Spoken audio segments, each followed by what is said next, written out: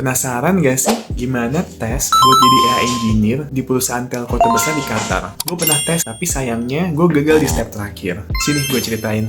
Jadi, sekitar awal tahun ini, gue pernah tes di Ooredoo Qatar. Dia adalah perusahaan telco terbesar di Qatar yang merupakan parent company dari perusahaan telco kuning yang ada di Indonesia. Nah, jadi tesnya itu adalah take home test AI agent. Jadi, kita diminta buat bikin AI agent yang bisa melakukan NL to SQL, alias Natural Language to SQL. Intinya, gimana caranya AI agent bisa ngelakuin query ke database cukup dengan input dari kata-kata dari usernya aja. Nah, di sini tuh gue bagi menjadi 4 topik utama. Yang pertama, intent. Jadi kita harus desain dulu nih, kira-kira AI agent-nya bisa ngelakuin apa aja, feature-nya apa aja. Karena case-nya kita menggunakan data saham, maka feature-nya itu kayak bisa nge-search data saham terakhir, bisa nge-query fundamental data dari saham tersebut, dan bisa ngelakuin search ke web tentang berita-berita terakhir apa aja sih yang relevan soal saham ini. Yang kedua itu workflow. Jadi dari intent tadi, kita desain nih, seperti apa sih workflow dari agentnya, kira-kira ada agent apa aja, perlu tool apa aja, dan ada workflow yang kompleks nggak sih antara agent-agent ini. Ketiga, evaluation. Sebelum kita rilis, kita harus tahu dulu nih, agentnya udah bagus atau belum. Kita di sini bikin yang namanya golden dataset, alias test dataset. Jadi kita list nih pertanyaan dan jawaban yang menurut kita udah bener, dan kita tes apakah AI tersebut bisa menjawab pertanyaan tersebut dengan baik. Selain itu,